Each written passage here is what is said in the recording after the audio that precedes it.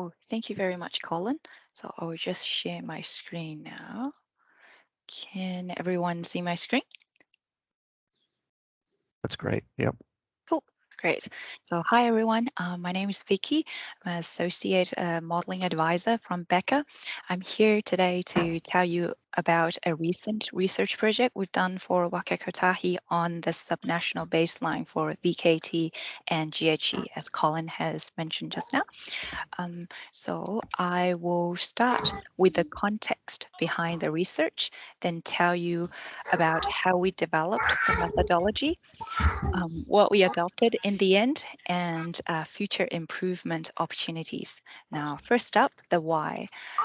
I think the audiences here are probably all aware. Recently, the government released our first emission reduction plan. The plan sets 4 transport targets to support the government's emission reduction goal by 2035, as Colin has mentioned.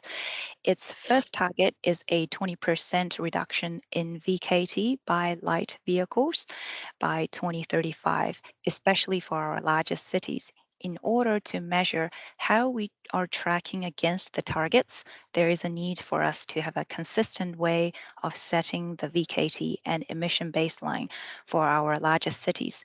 Now, at the national level, we have a really good understanding of the light VKT from odometer readings captured during warrant of fitness checks.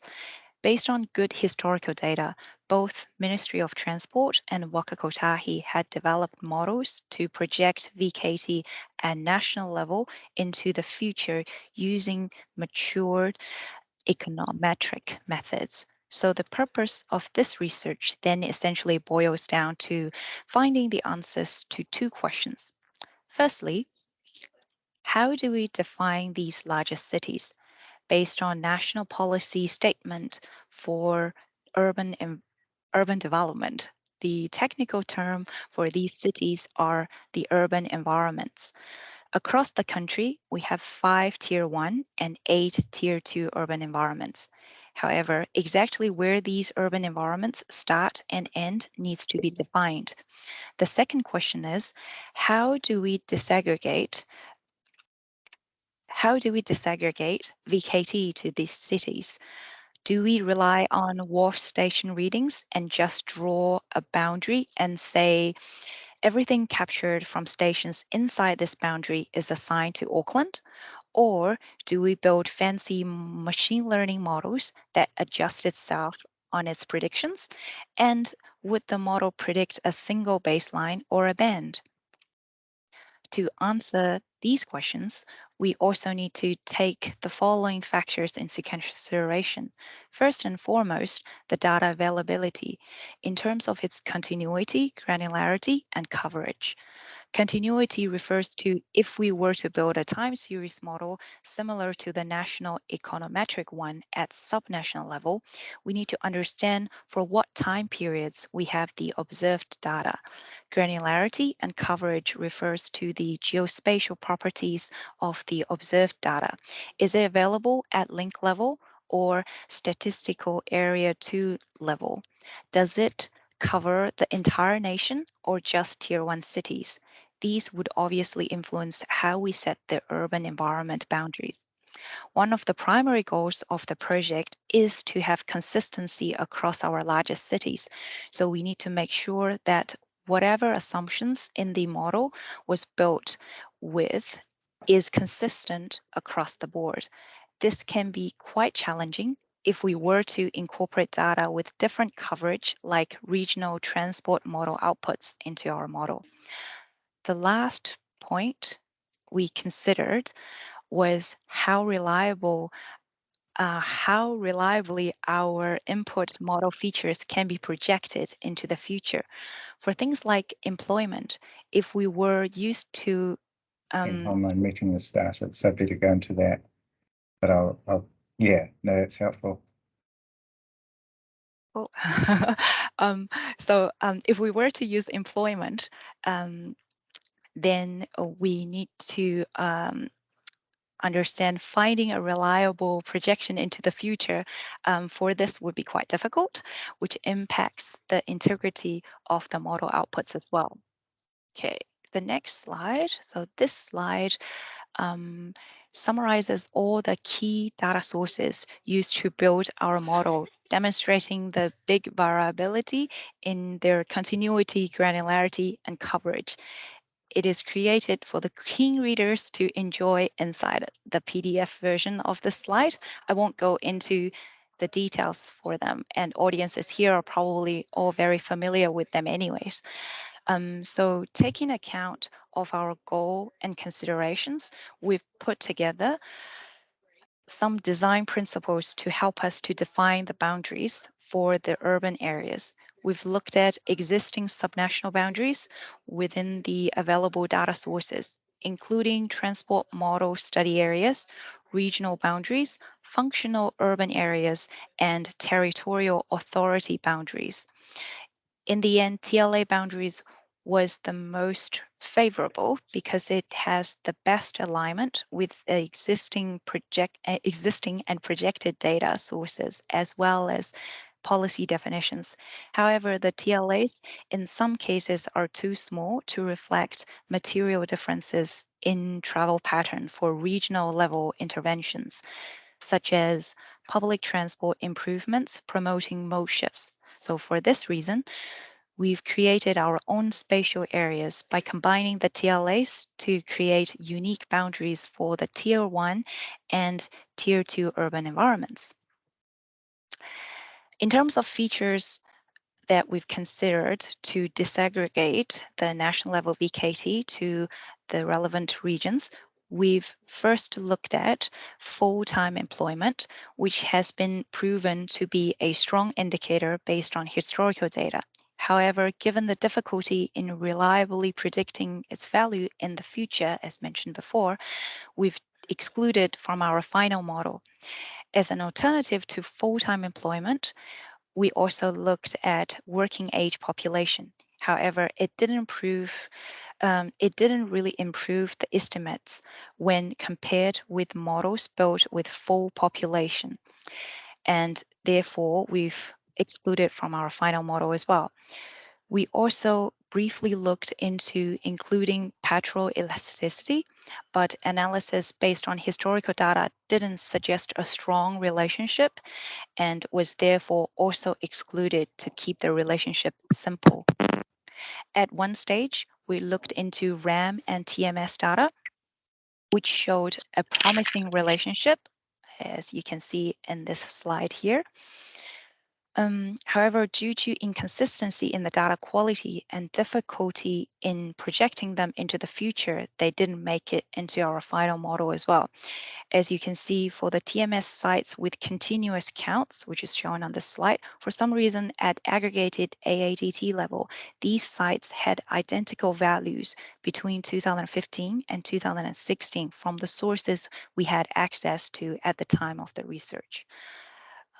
Last but not least, we looked at incorporating transport model outputs into the VKT disaggregation model. Initially, it looked like a great idea. Transport models already are models that estimate how much people will travel in the future based on land use. However, quickly we realize it is a lot more difficult than it looks.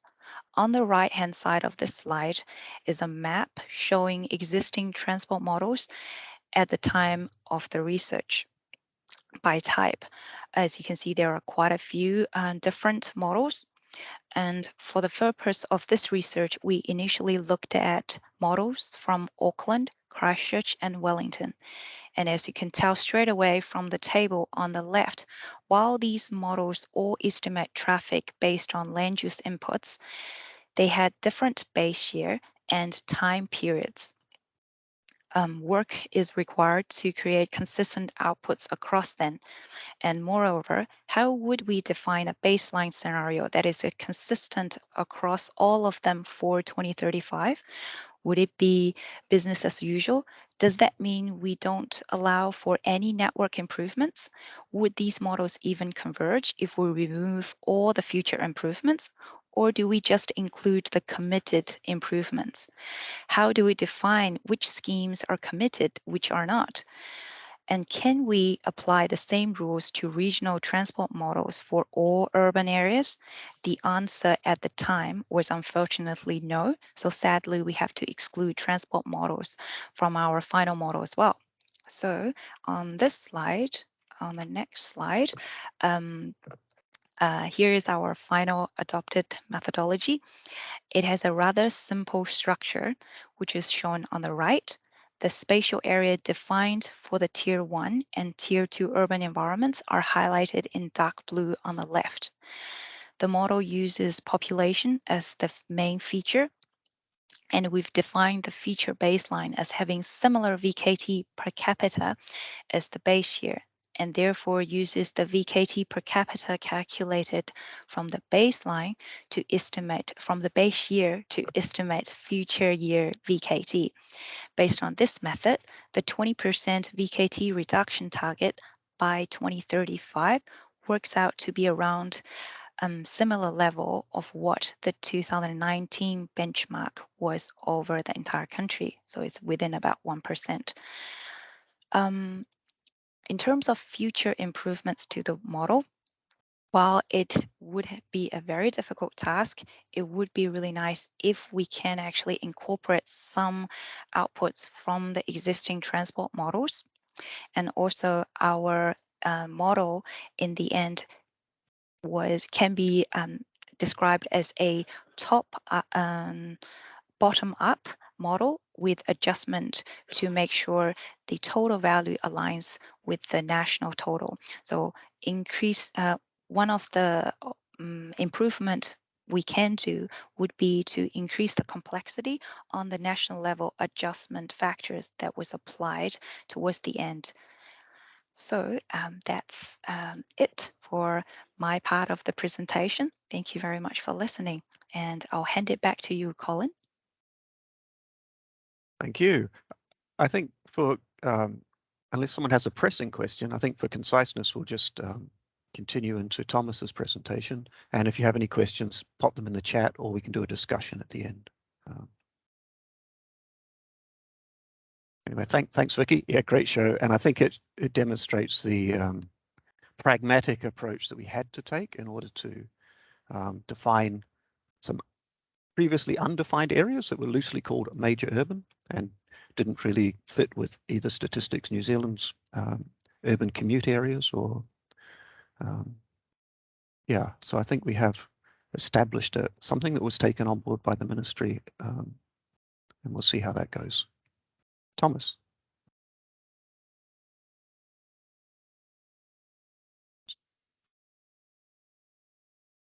All right, thank you, Thomas. Yeah. Can everyone see the PowerPoint clearly? Yep, and that's can great. everyone hear me? That's great.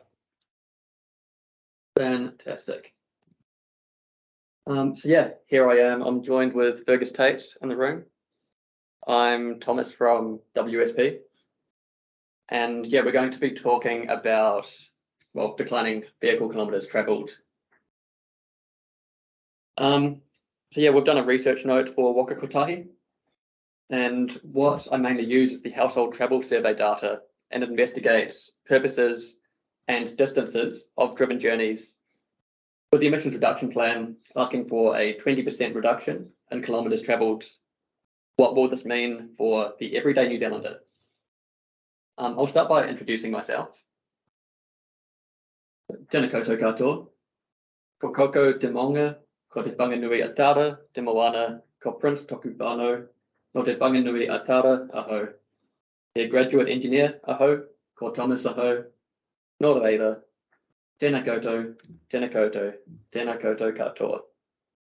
So I'm Thomas Prince, a graduate engineer at WSP in Wellington, and I've recently graduated from the University of Auckland.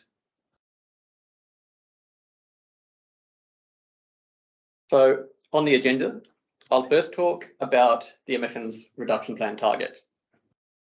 So the emissions reduction plan has a target to reduce total light vehicle kilometres travelled driven nationally by 20% in about 10 years.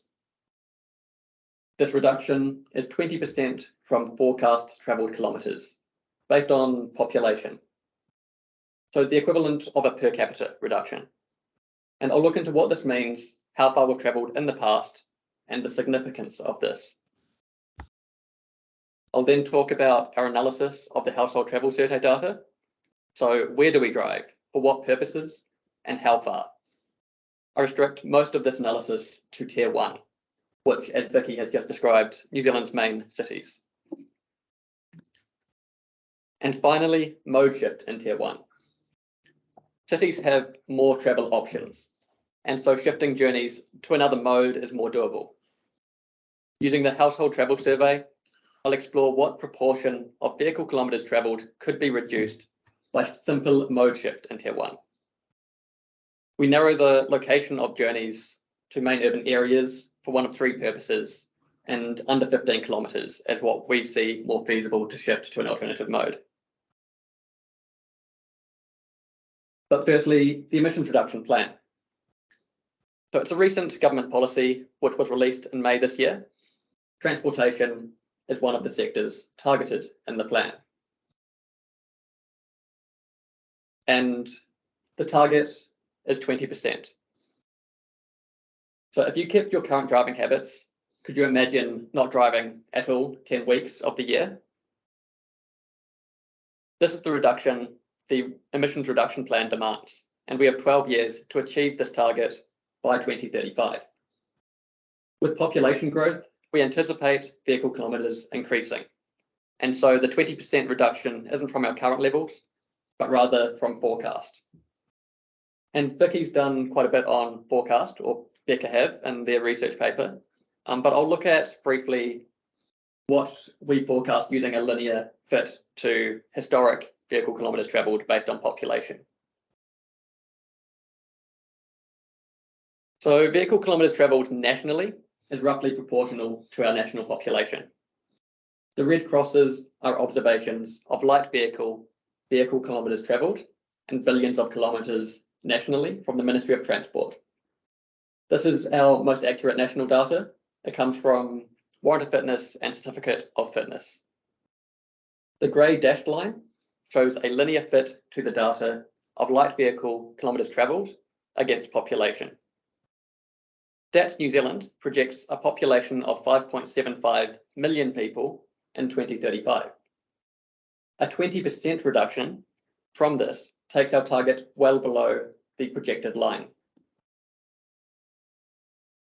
Reaching the 20% reduction, taking into account population and considering this as a main driver of national kilometres travelled, a 20% reduction is equivalent to demanding a 20% reduction per capita. So what about our travel individually? How far do we each drive on average? I'm going to talk about how far from our current systemic driving patterns we will have to diverge to achieve the target. So here is a graph of our historic light vehicle kilometres travelled per capita. This is also from the Ministry of Transport. 2012, except for 2020, where we had COVID, was our lowest travel per capita. 2004, our highest. But it's always roughly in the range between 8,400 to 9,100 kilometres per person out of total New Zealand population. So let's look at its distribution.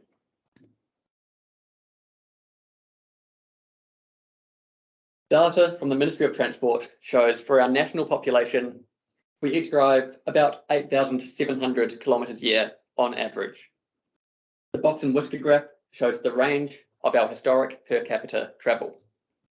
And this is total kilometres travelled divided by the total New Zealand population. So as adults with a licence, we will drive further than this, which compensates for those aged under 16 and anyone that does not drive. A 20% reduction is well outside of our historic driving behaviour. The 20% reduction takes our target below approximately 7,000 kilometres per person per year. And this would be a huge culture shift. Since records began over 20 years ago, we have never been anywhere close to driving this few kilometres per person. And so a huge shift will need to occur. But what journeys currently taken will contribute to this reduction?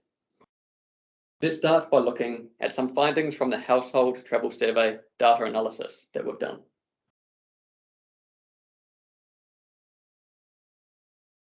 So the Household Travel Survey is done by the Ministry of Transport. I'm going to look at national travel by tier. So tier 1, tier 2, and tier 3, which is our rural areas. I'll also look into area type.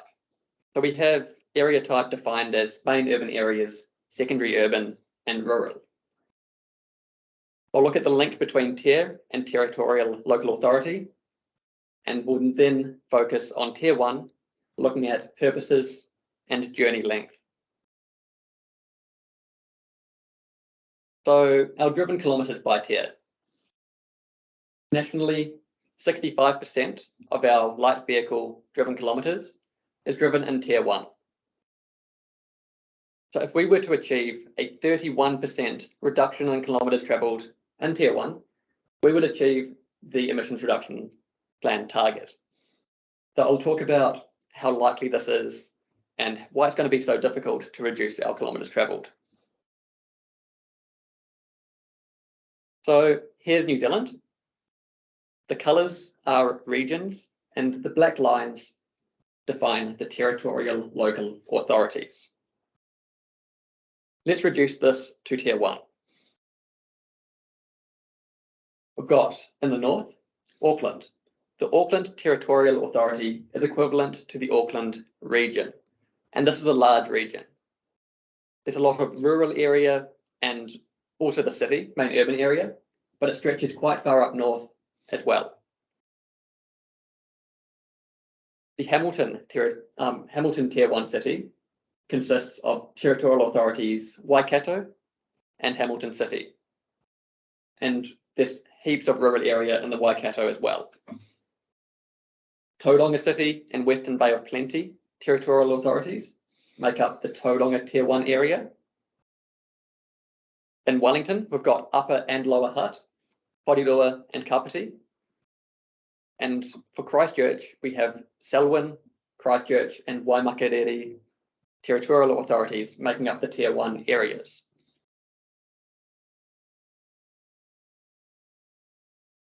So within Tier 1, 19% of kilometres travelled are not in a main urban area. Main urban areas have a minimum population of 30,000 and an above average concentration of businesses, typically greater than 90 businesses per 1,000 population. Main urban areas are represented by the main cities, but also towns. They include the likes of New Plymouth, Whanganui, Palmerston North, Kapiti, Blenheim, and Invercargill. In these main urban areas, how viable public transport is as a mode of transport could be debated.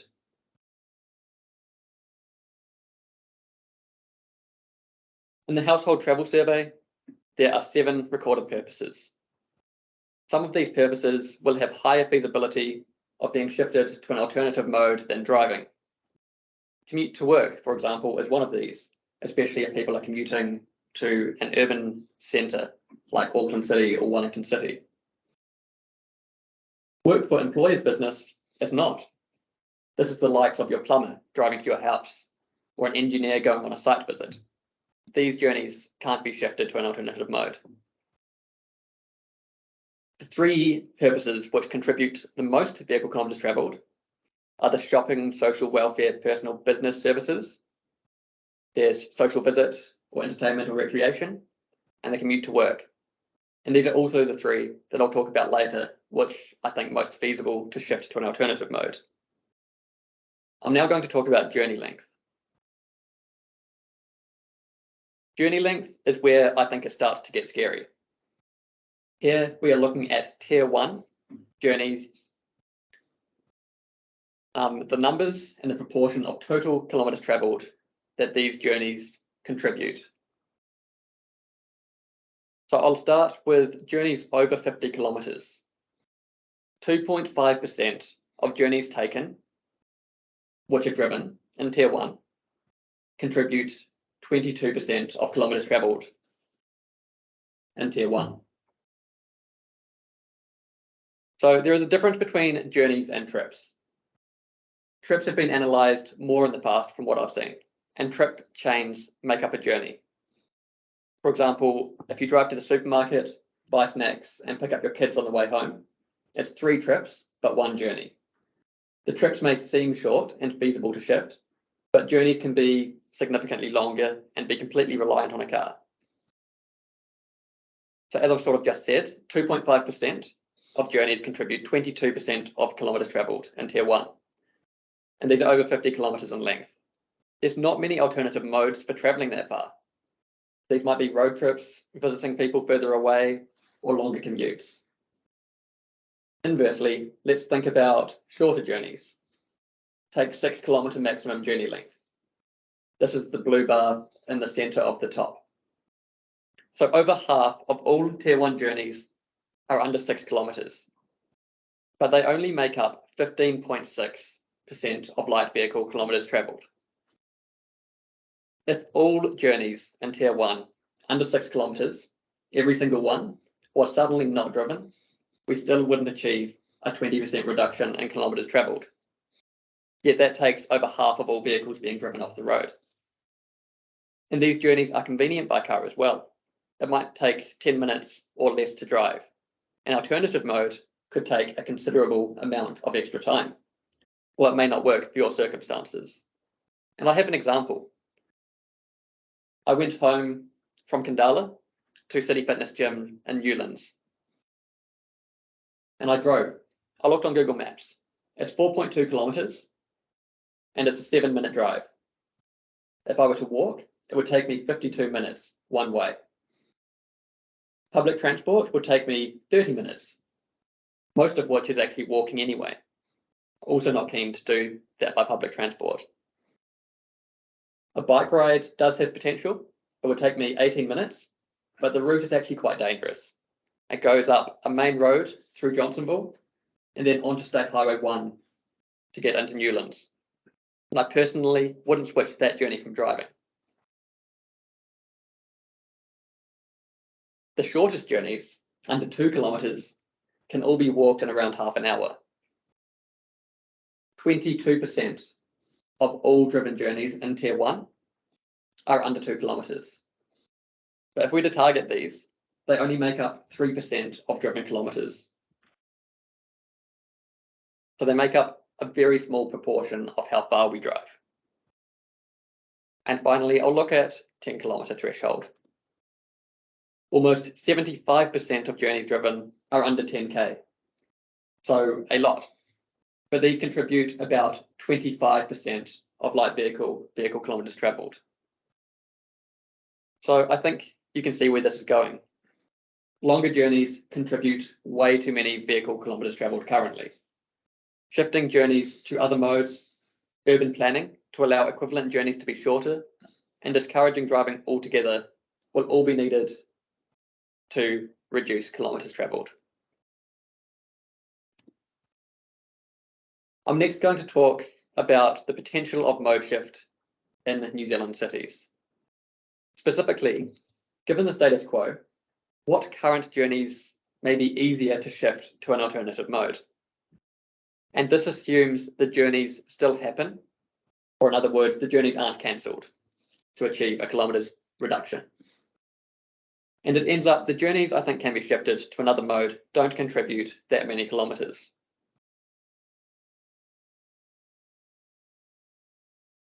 Journeys I think most likely to be able to be shifted to public transport are in a main urban area for journey purpose, either commute to work, social entertainment, or personal shopping, and under 15 kilometres in length. These journeys make up 25% of light vehicle kilometres travelled in Tier 1.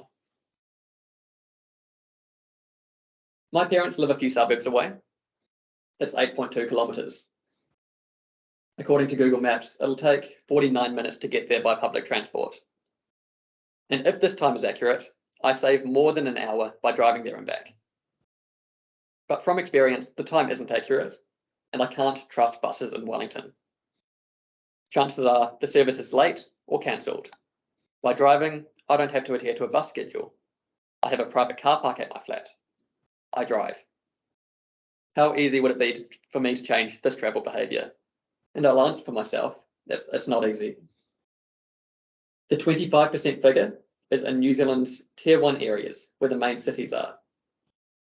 And as I've said, the journeys I think easier to shift are travelled in a main urban area, under 15 kilometres in length, and for one of the three purposes: commuting to work, social entertainment, and personal and shopping. My journey just described would fall under this category. So looking to shift to another mode. We saw before that in Tier 1, only 81% of kilometres travelled were also in a main urban area. And this is because the Tier 1s, or the tiers, are defined by territorial local authorities. Not all of Tier 1 is actually a main urban area. The Household Travel Survey categorises journeys as within main urban, secondary urban, or rural areas. Rural and secondary urban area travel is less likely to be diverted to another mode. There's not many other options out there. So already 19% of kilometres driven in Tier 1 doesn't have a very easy alternative.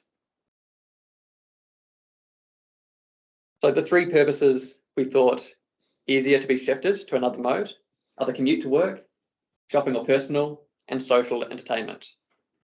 Journeys for these purposes contribute 68% of kilometres travelled in Tier 1 main urban areas. There are 7 recorded purposes in the Household Travel Survey data. The other 4 were education, travel for work, business, accompanying someone, and unknown. So travel for work made up about 12%. And as I discussed before, this could be the likes of a plumber or electrician coming to fix a residential property, driving to site, as many engineers do. And from a business sense, you wouldn't shift these journeys to any other mode. Accompanying someone, the other 12%. Perhaps you're dropping your elderly grandparent to an appointment at hospital. When you get more people in the car, a driven journey becomes more viable and more preferable. If you're in the car with someone else, it's less likely you're going to all shift to an alternative mode. Other or unknown purpose journeys make up 7% of Tier 1 kilometres travelled, but we excluded these because of the uncertainty. Another interesting point is that 67% of kilometres travelled for unknown purpose is from journeys over 50 kilometres. So perhaps these are the holidays people are going on or long journeys. Education could possibly be diverted, but it makes up 1% of total kilometres travelled in Tier 1. And that's not dropping kids at school. That's university students or older high school students driving to school. There are negligible returns to be gained targeting education journeys. And finally, journey distance. So in Tier 1 main urban areas, and for one of those three purposes, 46% of kilometres travelled were under 15 kilometres in length. Applying the criteria spoken through, we end up with a total 25% of vehicle kilometres travelled, which might be easier to shift from driving. And this is in Tier 1, New Zealand's city areas, where we need to achieve the highest vehicle kilometre reduction we can.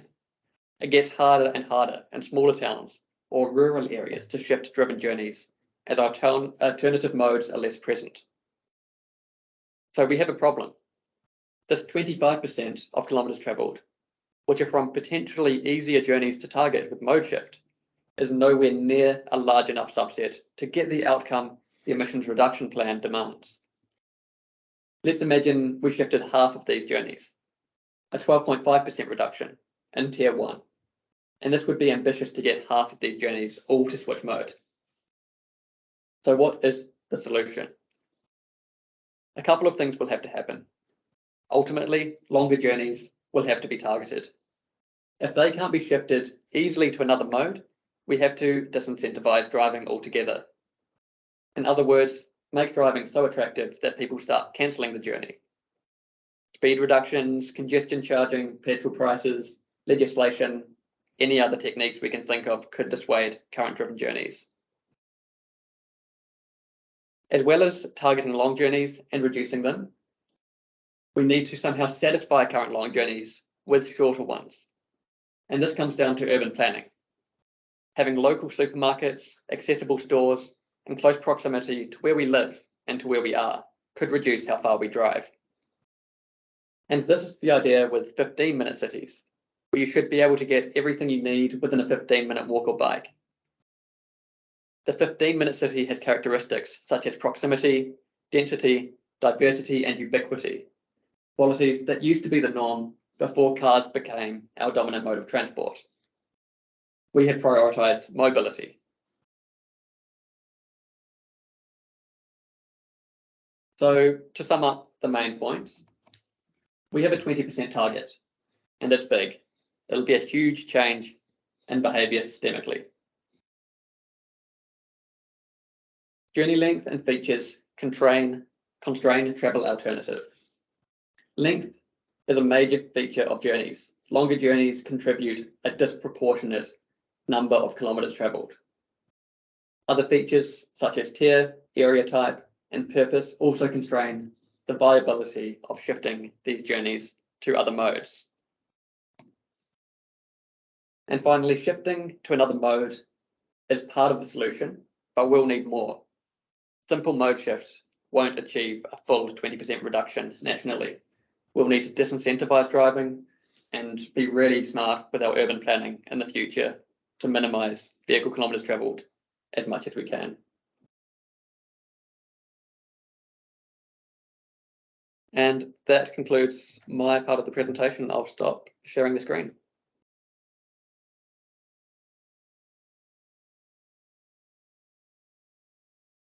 Yeah, thank you, Thomas. So that is our challenge. We have to pull all the levers. We have to start sharing modes. We have to start